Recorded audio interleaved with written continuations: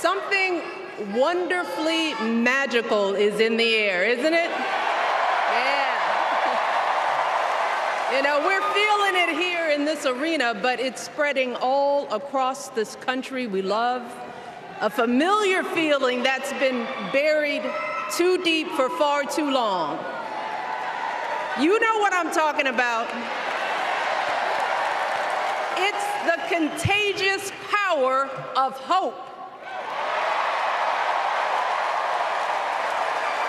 The anticipation, the energy, the exhilaration of once again being on the cusp of a brighter day.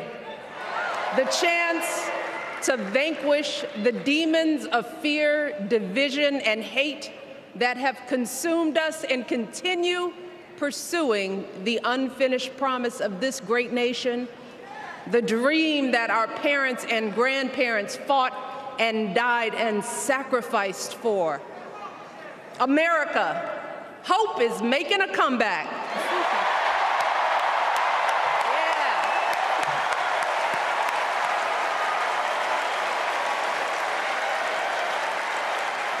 But to be honest, I am realizing that until recently, I have mourned the dimming of that hope. And maybe you've experienced the same feelings. Is that deep pit in my stomach, a palpable sense of dread about the future. And for me, that mourning has also been mixed with my own personal grief.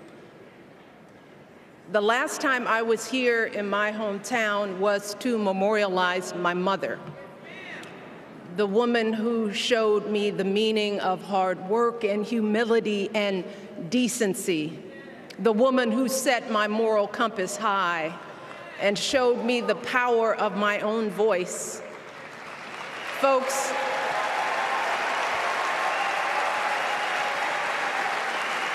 I still feel her loss so profoundly.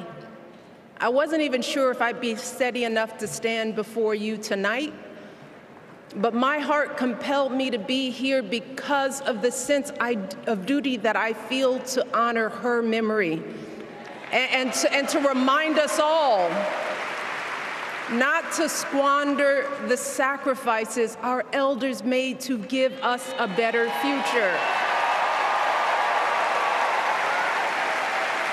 You see, my mom, in her steady, quiet way, lived out that striving sense of hope every single day of her life.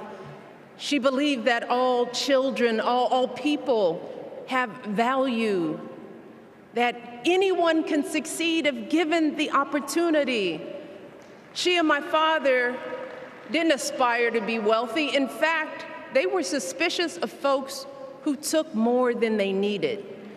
They understood that it wasn't enough for their kids to thrive if everyone else around us was drowning. So my mother volunteered at the local school. She always looked out for the other kids on the block. She was glad to do the thankless, unglamorous work that for generations has strengthened the fabric of this nation. The belief that if you do unto others, if you love thy neighbor, if you work and scrape and sacrifice, it will pay off. If not for you, then maybe for your children or your grandchildren. You see, those values have been passed on through family farms and factory towns, through tree-lined streets and crowded tenements, through prayer groups and National Guard units and social studies classrooms. Those were the values my mother poured into me until her very last breath. Kamala Harris and I built our lives on those same foundational values. Even though our mothers grew up an ocean apart, they shared the same belief in the promise of this country. That's why her mother moved here from India at 19. It's why she taught Kamala about justice, about the obligation to lift others up, about our responsibility to give more than we take. She'd often tell her daughter, "Don't sit around and complain about things, do something." So, with that voice in her head, Kamala went out and she worked hard in school, graduating from an HBCU, earning her law degree at a state school. And then she went on to work for the people, fighting to hold lawbreakers accountable, strengthening the rule of law, fighting to get folks better wages, cheaper prescription drugs, a good education, decent health care, child care, elder care. From a middle-class household, Kamala worked her way up to become Vice President of the United States of America. My girl, Kamala Harris, is more than ready for this moment. She is one of the most qualified people ever to seek the office of the presidency. And she is one of the most dignified. A tribute to her mother, to my mother, and to your mother too. The embodiment of the stories we tell ourselves about this country. Her story is your story. It's my story. It's the story of the vast majority of Americans trying to build a better life. Look, Kamala knows, like we do, that regardless of where you come from, what you look like, who you love, how you worship, or what's in your bank account, we all deserve the opportunity to build a decent life. All of our contributions deserve to be accepted and valued. Because no one has a monopoly on what it means to be an American. No one.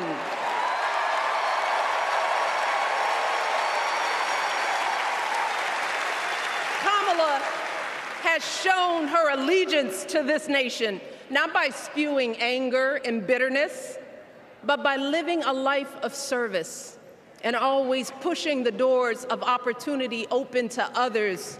She understands that most of us will never be afforded the grace of failing forward. We will never benefit from the affirmative action of generational wealth.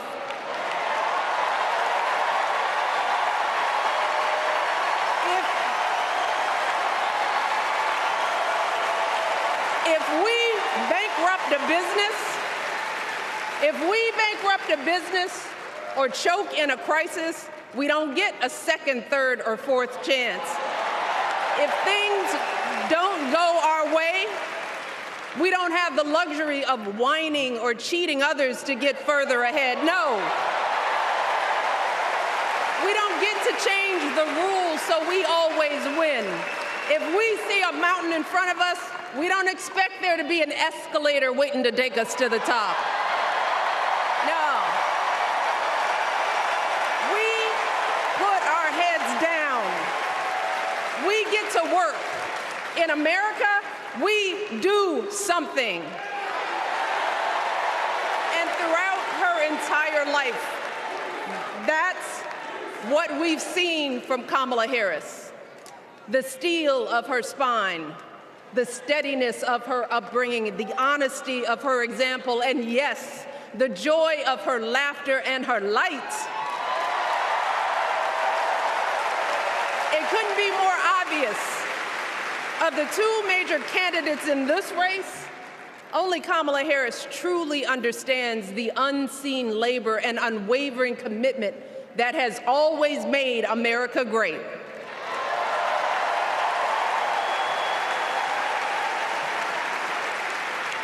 Now, unfortunately, we know what comes next. We know folks are going to do everything they can to distort her truth. My husband and I sadly know a little something about this. For years, Donald Trump did everything in his power to try to make people fear us. See, his limited, narrow view of the world made him feel threatened by the existence of two hard-working, highly educated, successful people who happen to be black.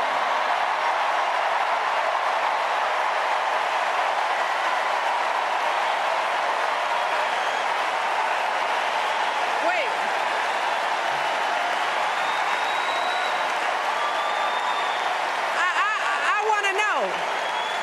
I want to know, who's going to tell him that the job he's currently seeking might just be one of those black jobs?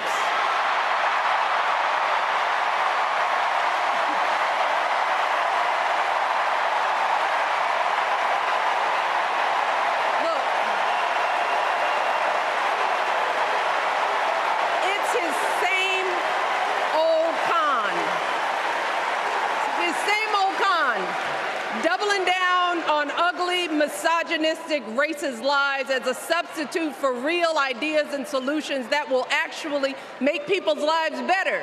Look, because cutting our health care, taking away our freedom to control our bodies, the freedom to become a mother through IVF like I did, those things are not going to improve the health outcomes of our wives, mothers, and daughters.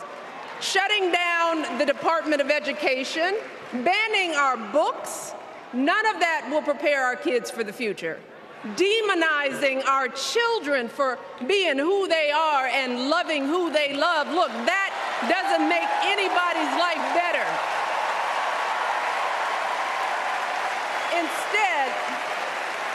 Instead, it only makes us small. And let me tell you this, going small is never the answer. Going small is the opposite of what we teach our kids. Going small is petty, it's unhealthy, and quite frankly, it's unpresidential.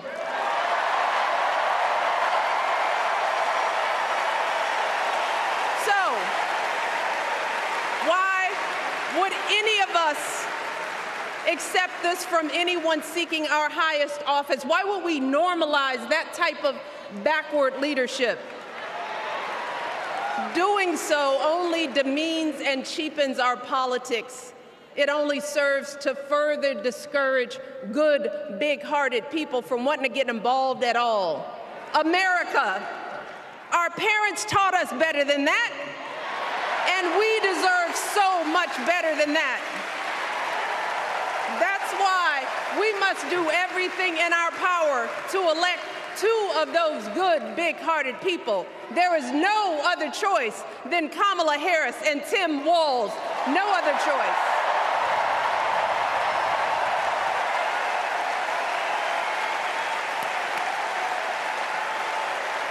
But as we embrace this renewed sense of hope, let us not forget the despair we have felt. Let us not forget what we are up against. Yes, Kamala and Tim are doing great now. We're loving it. They're packing arenas across the country. Folks are energized. We are feeling good.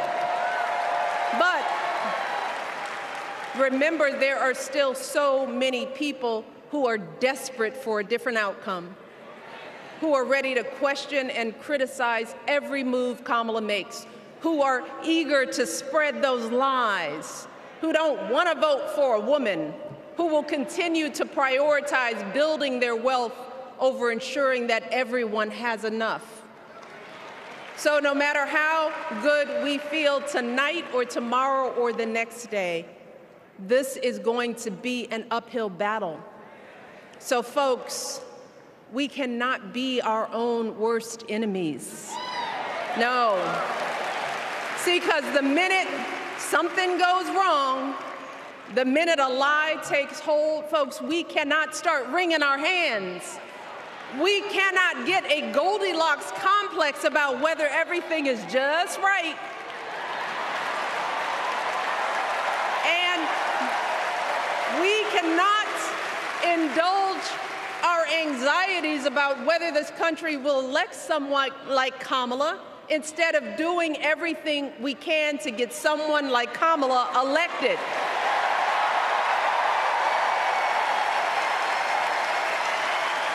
Kamala and Tim, they have lived amazing lives, and I am confident that they will lead with compassion, inclusion, and grace. But they are still only human. They are not perfect. And like all of us, they will make mistakes. But luckily, y'all, this is not just on them. No, this is up to us, all of us, to be the solution that we seek. It's up to all of us to be the antidote to the darkness and division. Look, I don't care how you identify politically, whether you're Democrat, Republican, Independent, or none of the above. This is our time to stand up for what we know in our hearts is right.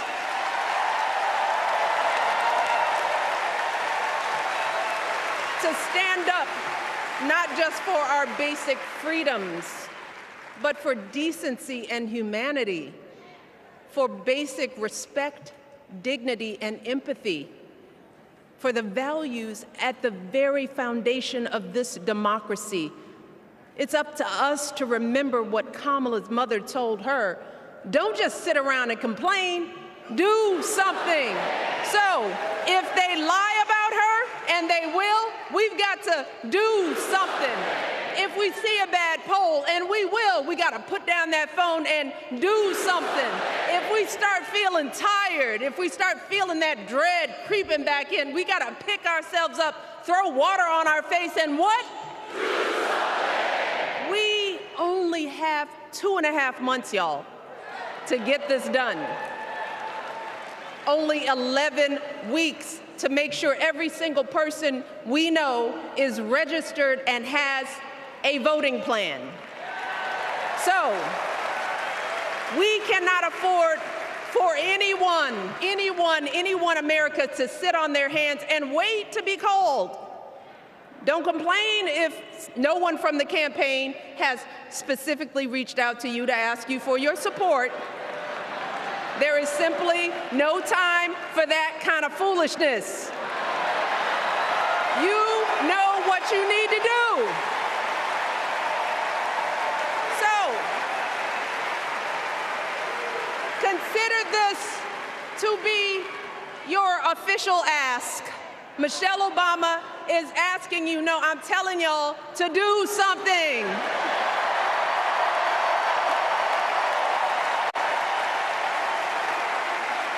Because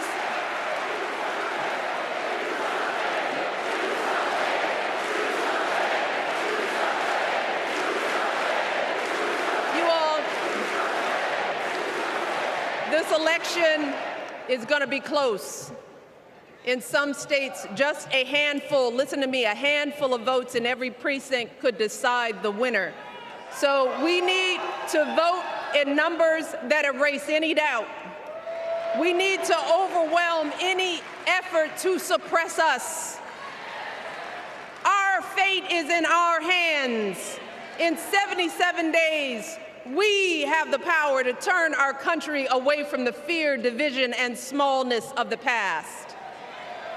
We have the power to marry our hope with our action. We have the power to pay forward the love, sweat, and sacrifice of our mothers and fathers and all those who came before us. We did it before, y'all, and we sure can do it again. Let us work like our lives depend on it. And let us keep moving our country forward and go higher, yes, always higher than we've ever gone before as we elect the next President and Vice President of the United States, Kamala Harris and Tim Walz.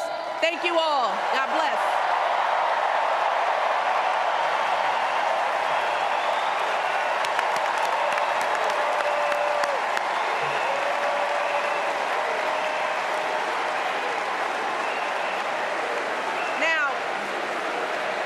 before I go,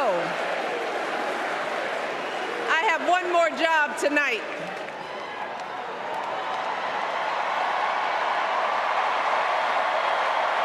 Yeah, one more job. You all, thank you for all the love, but it is now my honor to introduce somebody who knows a whole lot about hope.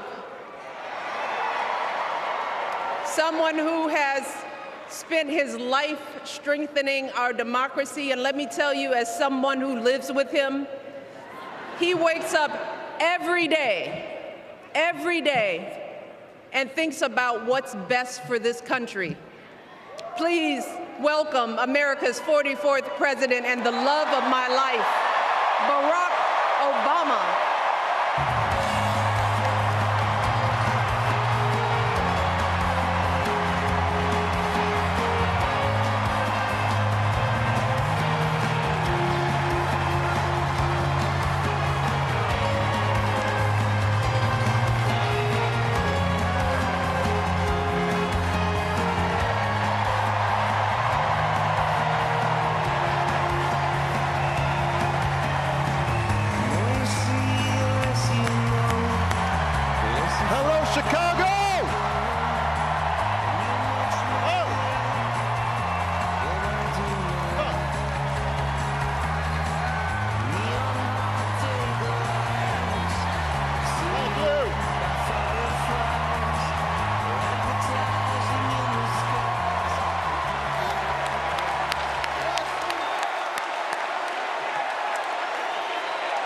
Thank you. Thank you, everybody. Thank you.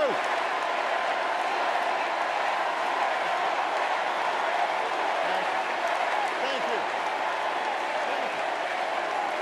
All right. That's enough. Thank you. Chicago, it's good to be home. It is good to be home, and I don't know about you, but I'm feeling fired up.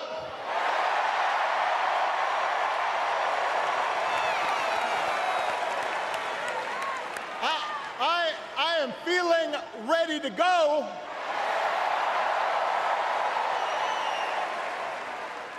Even if I am the only person stupid enough to speak after Michelle Obama.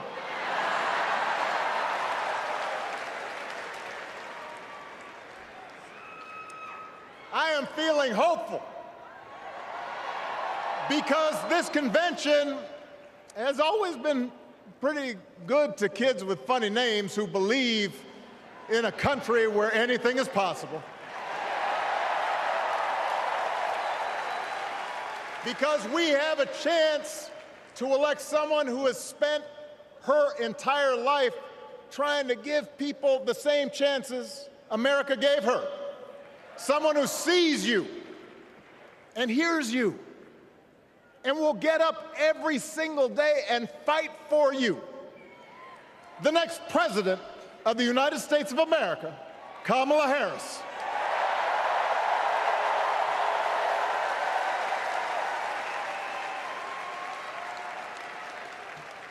It's been 16 years since I had the honor of accepting this party's nomination for president. And I know that's hard to believe because I have not aged a bit. But it's true. And looking back, I can say without question that my first big decision as your nominee turned out to be one of my best. And that was asking Joe Biden to serve by my side as vice president.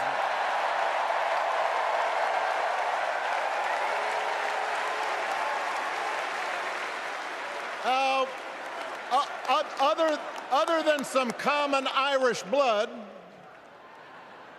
Joe and I come from different backgrounds, but we became brothers. And as we worked together for 8, sometimes pretty tough years, What I came to admire most about Joe wasn't just his smarts, his experience. It was his empathy and his decency and his hard-earned resilience, his unshakable belief that everyone in this country deserves a fair shot.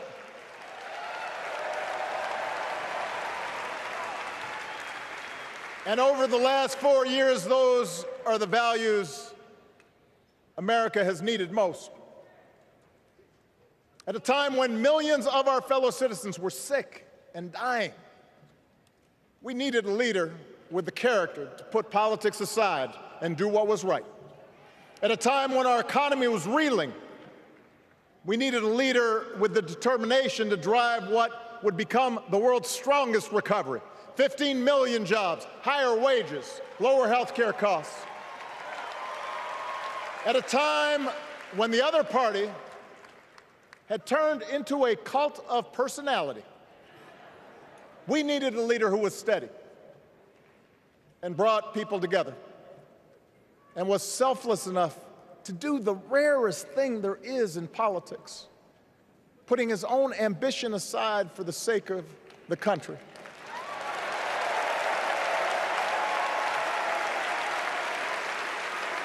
History will remember Joe Biden as an outstanding president who defended democracy at a moment of great danger. And I am proud to call him my president, but I am even prouder to call him my friend.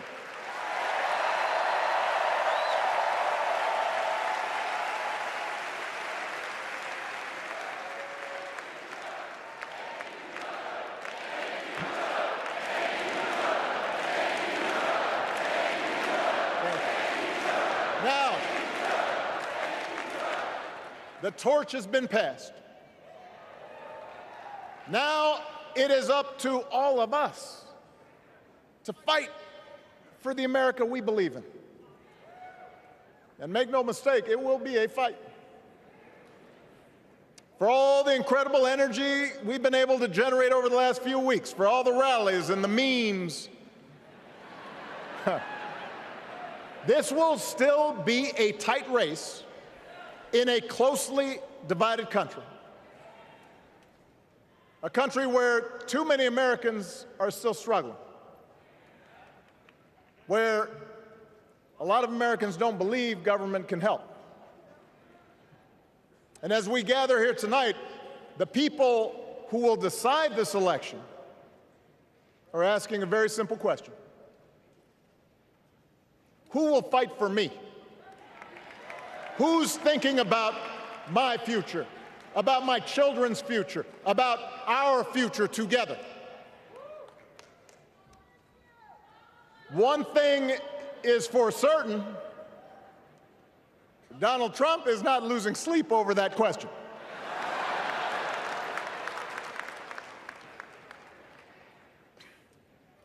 Here's a 78-year-old billionaire who has not stopped whining about his problems since he rode down his golden escalator 9 years ago.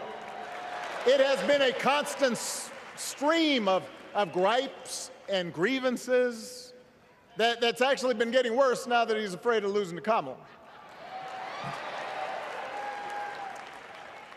There's the childish nicknames, the crazy conspiracy theories, this weird obsession with crowd sizes.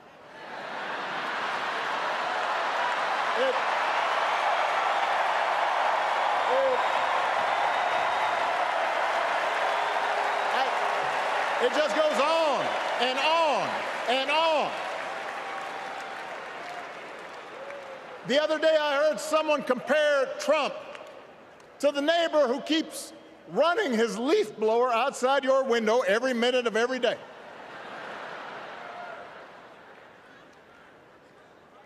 Now, from a neighbor, that's exhausting. From a president, it's just dangerous. The truth is, Donald Trump sees power as nothing more than it means to his ends. He wants the middle class to pay the price for another huge tax cut that would mostly help him and his rich friends. He killed a bipartisan immigration deal written in part by one of the most conservative Republicans in Congress that would have helped secure our southern border, because he thought trying to actually solve the problem would hurt his campaign. He doesn't. Do not boo. Vote.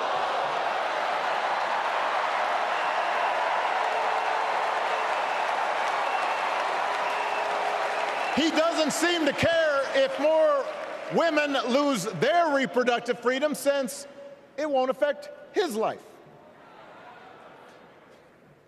And most of all, Donald Trump wants us to think that this country is hopelessly divided between us and them, between the real Americans, who of course support him, and the outsiders who don't. And he wants you to think that you'll be richer and safer if you will just give him the power to put those other people back in their place. It is one of the oldest tricks in politics, from a guy whose act has, let's face it, gotten pretty stale. We do not need 4 more years of bluster and bumbling and chaos. We have seen that movie before, and we all know that the sequel is usually worse.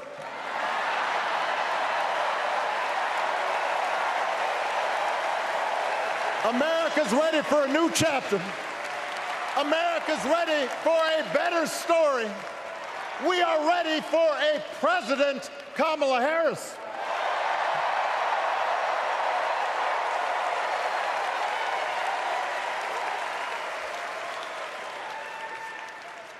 And Kamala Harris is ready for the job.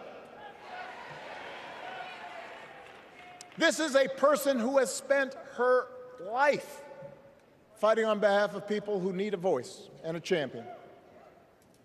As you heard from Michelle, Kamala was not born into privilege. She had to work for what she's got. And she actually cares about what other people are going through. She's not the neighbor running the leaf blower. She's the neighbor rushing over to help when you need a hand. As a prosecutor, Kamala stood up for children who had been victims of sexual abuse. As an attorney general of the most populous state in the country, she fought big banks and for-profit colleges, securing billions of dollars for the people they had scammed. After the home mortgage crisis, she pushed me and my administration hard to make sure homeowners got a fair settlement. Didn't matter that I was a Democrat. Didn't matter that she had knocked on doors for my campaign in Iowa. She was going to fight to get as much relief as possible for the families who deserved it.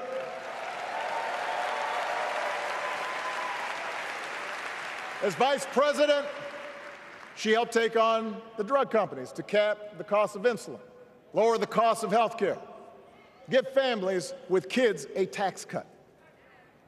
And she is running for president with real plans to lower costs even more and protect Medicare and Medicaid, and sign a law to guarantee every woman's right to make her own health care decisions.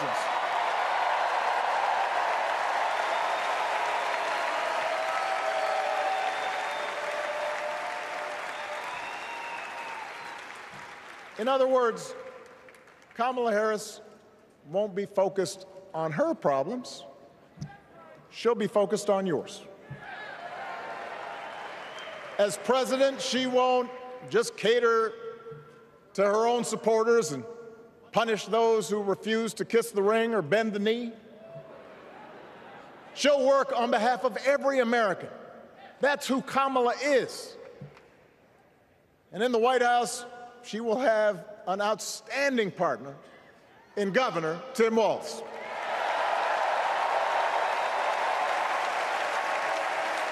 Let me tell you something. Let me tell you something. I love this guy.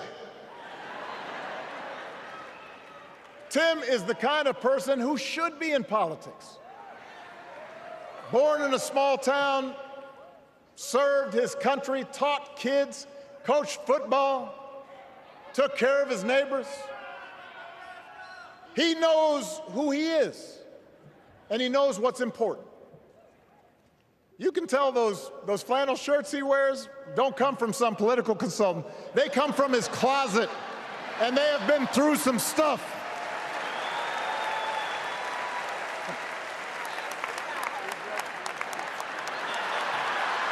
They have been through some stuff. That's right.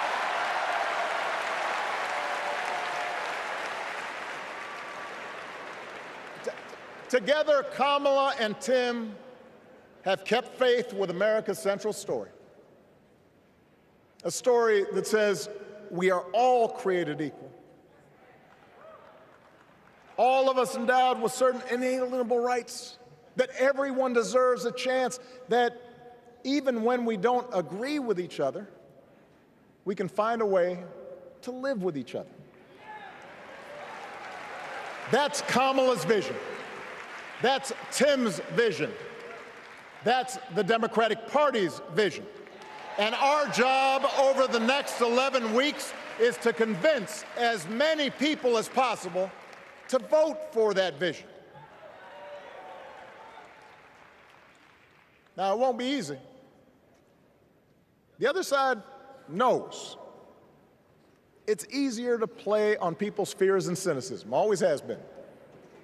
They will tell you that government is inherently corrupt, that sacrifice and generosity are for suckers.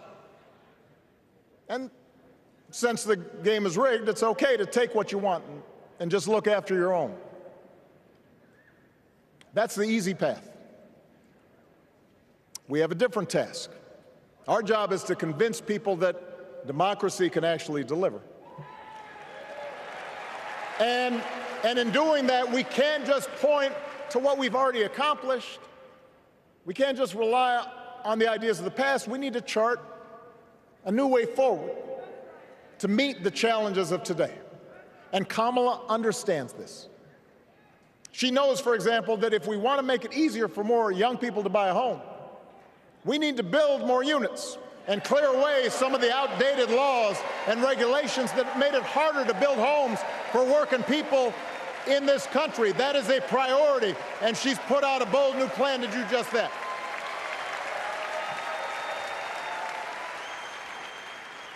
On health care, we should all be proud of the enormous progress that we've made through the Affordable Care Act, providing millions of people access to affordable coverage, protecting millions more from unscrupulous insurance practices. I noticed, by the way, that since it's become popular, they don't call it Obamacare no more.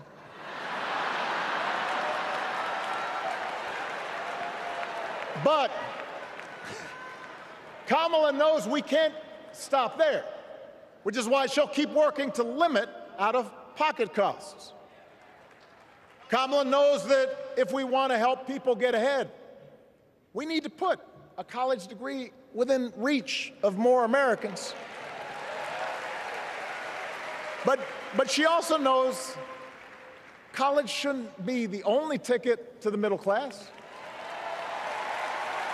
We need to follow the lead of governors like Tim Walz, who said, if you've got the skills and the drive, you shouldn't need a degree to work for state government. And in this new economy, we need a president who actually cares about the millions of people all across this country who wake up every single day to do the essential, often thankless work, to care for our sick, to clean our streets, to deliver our packages. We need a president who will stand up for their right to bargain for better wages and working conditions. And Kamala will be that president.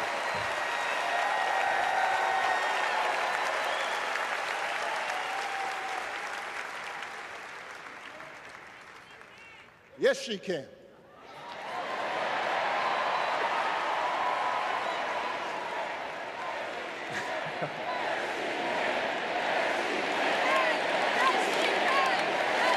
Yes, she can.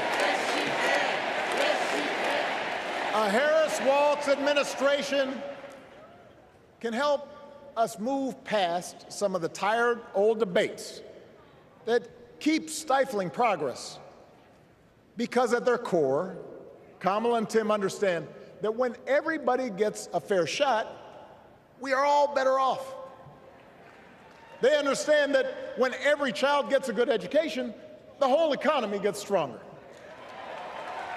When women are paid the same as men for doing the same job, all families benefit.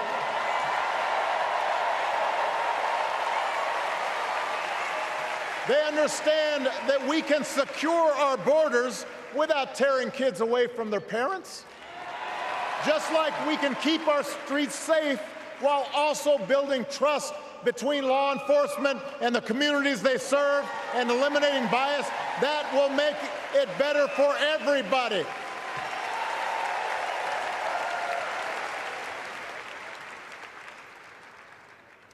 Donald Trump and his well-heeled donors, they don't see the world that way. For them, one group's gains is necessarily another group's loss. For them, freedom means that the powerful can do pretty much what they please, whether it's fire workers trying to organize a union, or put poison in our rivers, or avoid paying taxes like everybody else has to do. Well, we have a broader idea of freedom. We believe in the freedom to provide for your family if you're willing to work hard. The freedom to breathe clean air and drink clean water and send your kids to school without worrying if they'll come home. We believe that true freedom gives each of us the right to make decisions about our own life, how we worship, what our family looks like, how many kids we have, who we marry. And we believe that freedom requires us to recognize that other people have the freedom to make choices that are different than ours. That's okay.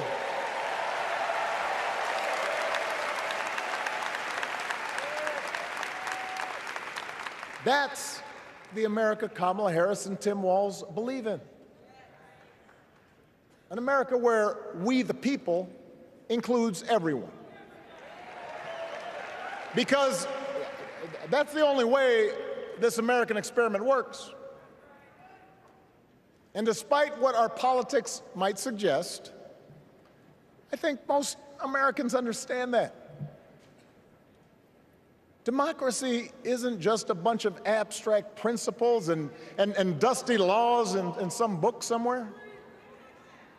It's the values we live by.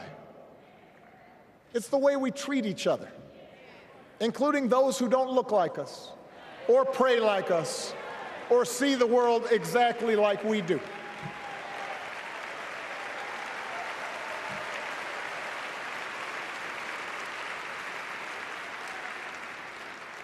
That sense of mutual respect has to be part of our message. Our politics have become so polarized these days that all of us across the political spectrum seem so quick to assume the worst in others, unless they agree with us on every single issue. We start thinking that the only way to win is to scold and shame and out-yell the other side. And after a while, regular folks just tune out, or they don't bother to vote. Now, that approach may work for the politicians who just want attention and thrive on division, but it won't work for us. To make progress on the things we care about, the things that really affect people's lives, we need to remember that we've all got our blind spots and contradictions and prejudices, and that if we want to win over those who aren't yet ready to support our candidates, we need to listen to their concerns and maybe learn something in the process. After all, if a parent or grandparent occasionally says something that makes us cringe. We don't automatically assume they're bad people. We recognize that the world is moving fast, that they need time and maybe a little encouragement to catch up. Our fellow citizens deserve the same grace we hope they'll extend to us.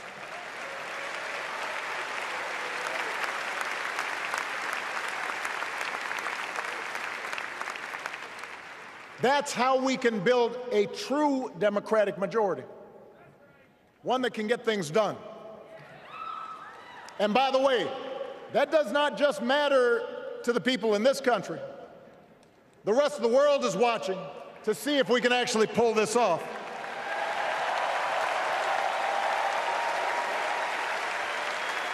No nation, no society has ever tried to build a democracy as big and as diverse as ours before. One that includes people that over decades have come from every corner of the globe. One where our allegiances and our community are defined not by race or blood, but by a common creed. And that's why when we uphold our values, the world's a little brighter. When we don't, the world's a little dimmer, and dictators and autocrats feel emboldened. And over time, we become less safe. We shouldn't be the world's policemen, and we can't eradicate every cruelty and injustice in the world. But America can be and must be a force for good, discouraging conflict, fighting disease, promoting human rights, protecting the planet from climate change, defending freedom, brokering peace. That's what Kamala Harris believes, and so do most Americans.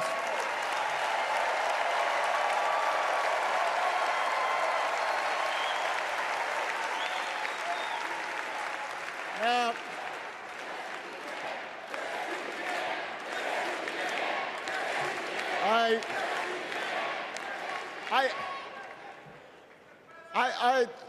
I know these ideas can feel pretty naive right now. We live in a time of such confusion and rancor, with a culture that puts a premium on things that don't last. Money, fame, status, likes. We chase the approval of strangers on our phones. We build all manner of walls and fences around ourselves, and then we wonder why we feel so alone. We don't trust each other as much because we don't take the time to know each other. And in that space between us, politicians and algorithms teach us to caricature each other and troll each other and fear each other. But here's the good news, Chicago. All across America, in big cities and small towns, away from all the noise, the ties that bind us together are still there. We still coach Little League and look out for our elderly neighbors. We still feed the hungry in churches and mosques and synagogues and temples. We share the same pride when our Olympic athletes compete for the gold. Because the vast majority of us do not want to live in a country that's bitter and divided. We want something better. We want to be better. And the joy and the excitement that we're seeing around this campaign tells us we're not alone. You know, I've spent a lot of time thinking about these past few months because, as Michelle mentioned, this summer we lost her mom, Ms. Marion Robinson. And I don't know that anybody has ever loved their mother-in-law any more than I love mine. Mostly it's because she was funny and wise and the least pretentious person I knew. That, and she always defended me with Michelle when I messed up. I'd hide behind her.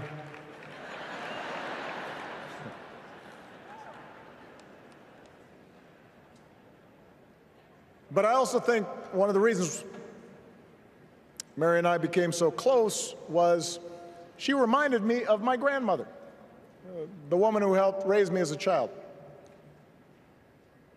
And on the surface, the two of them did not have a lot in common. One was a black woman from right here, south side of Chicago, right down the way. Went to Englewood High School. The other was a little old white lady born in a tiny town called Peru, Kansas. Now, I know there aren't that many people from Peru.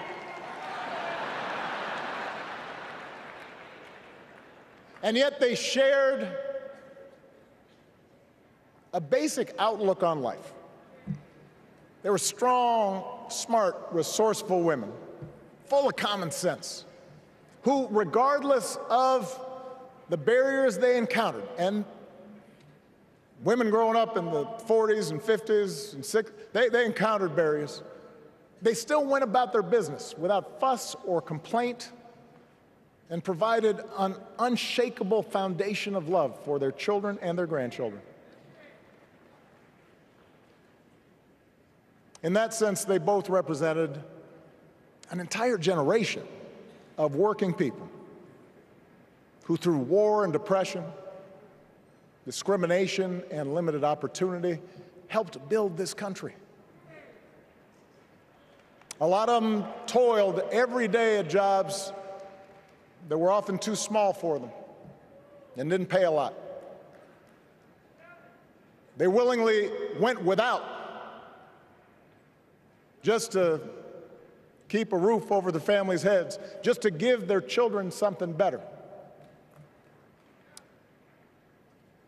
But they knew what was true. They knew what mattered. Things like honesty and integrity, kindness and hard work. They weren't impressed with braggarts or bullies.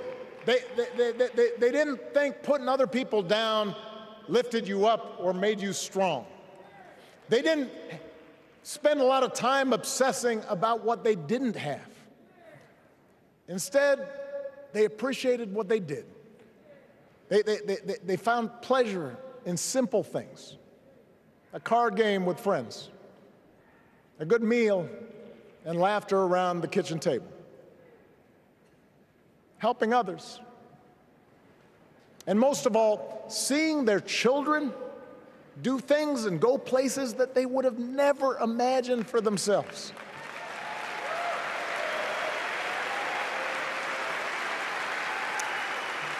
Whether you are a Democrat or a Republican or somewhere in between,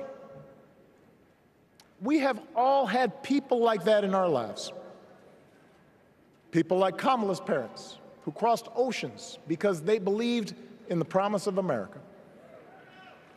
People like Tim's parents, who taught him about the importance of service. Good, hard-working people who weren't famous or powerful, but who managed in countless ways to leave this country just a little bit better than they found it. As much as any policy or program, I believe that's what we yearn for. A return to an America where we work together and look out for each other. A restoration of what Lincoln called, on the eve of Civil War, our bonds of affection. An America that taps what he called the better angels of our nature. That is what this election is about. And I believe that's why if we each do our part over the next 77 days, if we knock on doors, if we make phone calls, if we talk to our friends, if we listen to our neighbors, if we work like we've never worked before, if we hold firm to our convictions, we will elect Kamala Harris as the next President of the United States, and Tim Walz as the next Vice President of the United States. We will elect leaders up and down the ballot who will fight for the hopeful, forward-looking America we all believe in, and together we too will build a country that is more secure and more just, more equal, and more free. So let's get to work. God bless you, and God bless the United States of America.